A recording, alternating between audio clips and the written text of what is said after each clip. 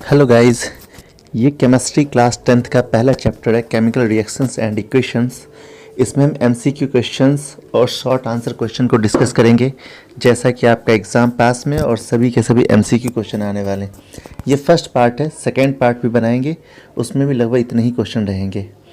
जैसा एमसीक्यू में दिया हो, विच of the following is not a physical change, कौन सा फिजिकल चेंज नहीं है, यानी केमिकल चेंज खोजना है। Combustion of liquefied petroleum gas, D option इसका सही होगा, ये केमिकल चेंज होता है, बाकी तीनों जो हैं फिजिकल चेंज लिखे हुए हैं यहाँ पे। The following reaction example of, ये कौन सा एग्जाम्पल है, तो इसमें देखिए ये डबल डिस्प्लेसमेंट हो रहा है, ठीक है, और क्या हो रहा है साथ में, हाँ डिस्प्लेसमेंट हो रहा है और रेडॉक्स रिएक्शन हो रहा है, ठीक है। तो पहला और तीसरा ऑप्शन सही है, डिस्प्लेसमेंट और redox. Which of the following statement, इस रिएक्शन के लिए कौन सा स्टेटमेंट सही है, तो आयरन मेटल जो ऑक्सीडाइज्ड हो रहा है ये बात भी सही, वाटर जो रिड्यूस्ड हो रहा है ये भी सही, और चौथा option water is acting as oxidising agent, हाँ जो रिड्यूस्ड होता है वो ऑक्सीडाइजिंग एजेंट होता है। एक्सोथर्मिक प्रोसेस का मतलब होता है कि जिससे हीट बाहर निकलता है उसको एक्सोथर्मिक प्रोसेस कहते हैं। तो यहाँ पे पहला और दूसरा जो है ये दोनों एक्सोथर्मिक, एसिड में जब पानी मिलाते हैं तो ये भी एक्सोथर्मिक होता है। 3 बीकर ABC है, तीनों में वाटर लिया गया है, ठीक है, एक में NaOH डाला गया, एक में एनहाइड्रस CuSO4, एक में NaCl। कह रहा है A और B गर्म हो जाता है, बाकी C पे कोई फ़र्क नहीं पड़ता, तो कौन सा होगा, इसका C ऑप्शन सही है, 1/4 यानी डाइल्यूट सल्फ्यूरिक एसिड सॉल्यूशन है जनरली, ठीक है।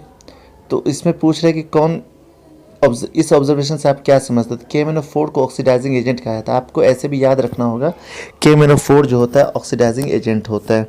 विच of the following is double displacement reaction, तो दूसरा ऑप्शन डबल डिस्प्लेसमेंट का है, बस दूसरा ऑप्शन, हाँ दूसरा ऑप्शन डबल डिस्प्लेसमेंट है। तीसरा तो कम्बिनेशन रिएक्शन का एग्जाम्पल है यहाँ पे।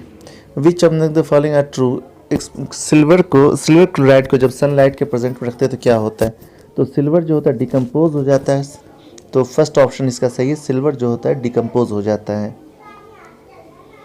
उसके बाद solid calcium oxide react vigorously with water, तो कैल्शियम हाइड्रोक्साइड बनाता है, तो ये एक्सोथर्मिक रिएक्शन होता है, बहुत ज़्यादा हीट बाहर निकलता है, और पीएच जो होगा 7 से ज़्यादा हो जाए क्योंकि ये बेसिक सॉल्यूशन होगा, ठीक है।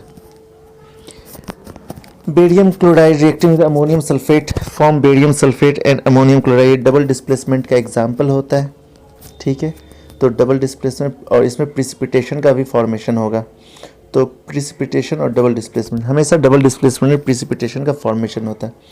तो हाइड्रोजन ऑक्सीजन का रेशियो पूछा है, तो 2:1 होगा, 2 रेशियो हाइड्रोजन का होगा, 1 रेशियो ऑक्सीजन का होगा।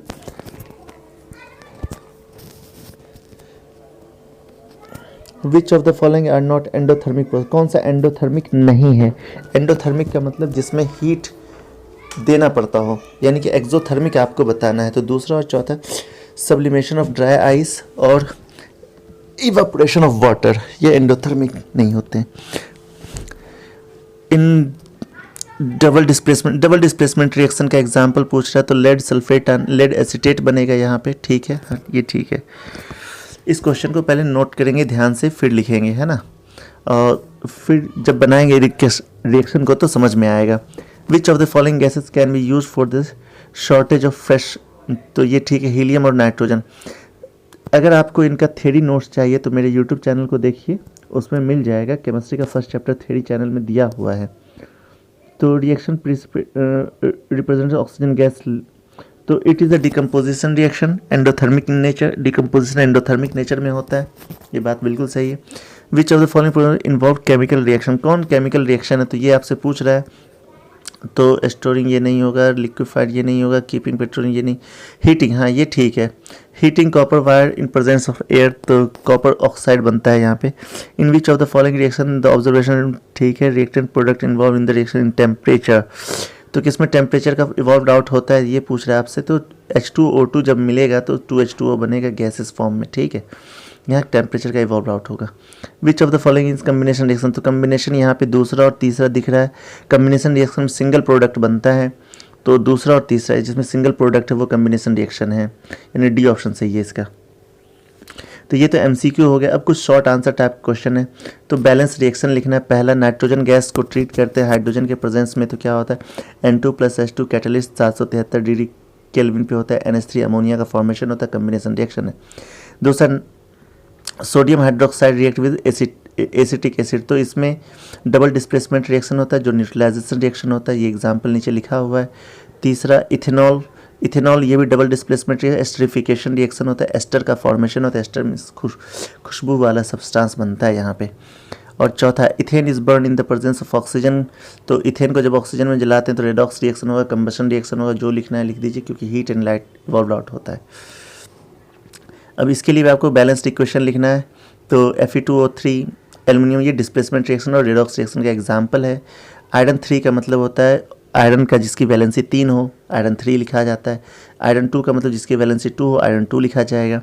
मैग्नीशियम रिबन को जब बर्न किया जाता है नाइट्रोजन गैस के प्रेजेंट में तो सोडियम मैग्नीशियम नाइट्रेट बनता है, Mg+N2 Mg3N2, ये कम्बिनेशन रिएक्शन का एक एग्जाम्पल है। क्लोरीन गैस पास करते हैं एक्वस पोटाशियम आयोडाइड से तो क्या होता है, तो पोटाशियम क्लोराइड बनता है, उस तो Ki potassium iodide chlorine Cl2, तो ये डिस्प्लेसमेंट रिएक्शन का एग्जाम्पल होता है क्योंकि K जो होता है इससे I को डिस्प्लेस कर देता है। इथेनॉल बर्न यानी कि बर्न हो रहा है तो एक्सोथर्मिक रिएक्शन होगा, तो ये रेडॉक्स रिएक्शन है, कंबशन रिएक्शन है, एक्सोथर्मिक रिएक्शन है क्योंकि हीट बाहर निकल रहा है। इथेनॉल का फॉर्मूला C2H5OH होता है, ये कार्बन कंपाउंड चैप्टर में पढ़ेंगे। मिसिंग पार्ट में एक्स और वाई, इसमें सभी के बारे में बताना कहाँ पे एक्स और कहाँ पे वाई होगा, तो मैंने सभी के लिए शॉर्टकट बता रखा है। ए में एक्स जो होगा सॉलिड होगा, AQ का मतलब एक्वस होगा, दूसरा में ए जो होगा AG, तो ये सिंपली है एक्वस गैस हीट ये सब लिखा हुआ है। तो चारों में एक्स की वैल्यू अलग अलग है, वाई की वैल्यू अलग अलग है, तो ध्यान से लिखेंगे, बी केयरफुल।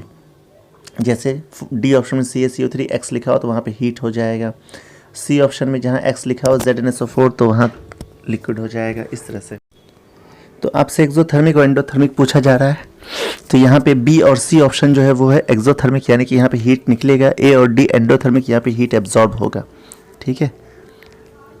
ठीक उसी तरह से आइडेंटिफाई द रिड्यूसिंग एजेंट, जिसका ऑक्सीडेशन होता है वो रिड्यूसिंग एजेंट होता है, यानी कि पहले में NH3 होगा, दूसरे में H2O होगा और तीसरे में कार्बन मोनोऑक्साइड होगा, चौथे में हाइड्रोजन। जिसका ऑक्सीडेशन होता है वो रिड्यूसिंग एजेंट होता है और जिसका रिडक्शन होता है वो ऑक्सीडाइजिंग एजेंट होता है, दोनों में उल्टा रिलेशन होता है, ठीक है। तो यहाँ पे पहले में NH3 का रिडक्शन हो रहा था इसलिए वो रिड्यूसिंग एजेंट। यहाँ ऑक्सीडाइजिंग एजेंट पूछ रहा है यानी कि ऑक्सीडेंट पूछ रहा है, ऑक्सीडाइजिंग एजेंट का मतलब जिसका रिडक्शन होता है, तो पहले ऑप्शन में Pb3O4 इसका रिडक्शन होगा, दूसरे ऑप्शन में ऑक्सीजन का रिडक्शन हो रहा है, तीसरे ऑप्शन में CuSO4 का रिडक्शन हो रहा है, V2O5 वेनेडियम पेंटाऑक्साइड इसको कहते हैं V2O5 को, H2O का रिडक्शन हो रहा है, CuO का रिडक्शन हो रहा है। तो यहाँ पे सभी का मैंने रिड्यूसिंग एजेंट के बारे में बता दिया है। जो ऑक्सीडाइजिंग एजेंट होता है उस सब्सटेंस को कहते हैं जिनका रिडक्शन हो रहा होता है। Right a balance chemical equation for, इनके लिए बैलेंस केमिकल इक्वेशन लिखना है, तो यहाँ पे लिख दिया मैंने Na2CO3 + HCl NaCl + NaHCO3, ये कम्प्लीटली बैलेंस्ड इक्वेशन लिखा हुआ है, ठीक है। तो रिएक्शन को पढ़ के समझ में आ गया। इन दोनों का एक साथ मैंने लिखा है, सोडियम हाइड्रोजन कार्बोनेट और हाइड्रोक्लोरिक एसिड जब मिलेगा तो sodium hydrogen carbonate + HCl NaCl + H2O + CO2, जहाँ पे कार्बोनेट वर्ड होगा वहाँ पे CO2 का फॉर्मेशन नेसेसरी होता है। वैसे ये बेकिंग सोडा है, तो बेकिंग सोडा में फ्लॉपी होने का रीज़न क्या है, CO2 गैस होता है, NaHCO3। 24 और 26 और 27 एक साथ मैंने आंसर लिखे हैं यहाँ पे। तो पहला KCl AgNO3, तो AgCl, तो ये डबल डिस्प्लेसमेंट रिएक्शन है। प्रिसिपिटेट, जो सॉलिड होगा वो प्रिसिपिटेट होता है, और ये थर्मल डिकम्पोजिशन रिएक्शन, जिसमें हीट लगता है वो थर्मल डिकम्पोजिशन होता है। ऐसे डिकम्पोजिशन रिएक्शन 4 तरह के होते हैं, और ये 2 थोड़े से शॉर्ट आंसर टाइप क्वेश्चन है लेकिन थोड़े से बड़े बड़े आंसर हैं, तो इन दोनों को ऐसे लिख लेंगे, याद कर लेंगे। वैसे ये MCQ में तो आने वाला है नहीं किसी कीमत पे। कह रहा why do fire glow night, fire रात में क्यों ग्लो होता है, भाई उससे एक्सोथर्मिक रिएक्शन होता है, लाइट में फायर में ग्लो होता है इसलिए वो ग्लो करता है।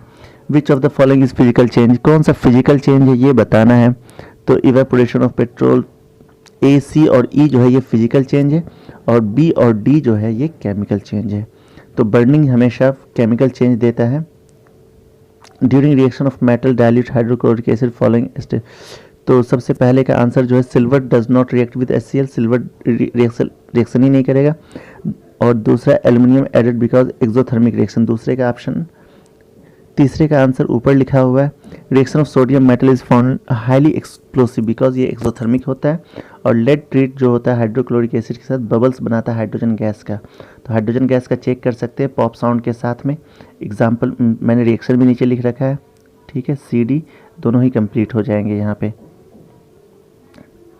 तो H2 का आपसे पूछा जाता है कैसे प्रेजेंटेशन चेक करते हैं।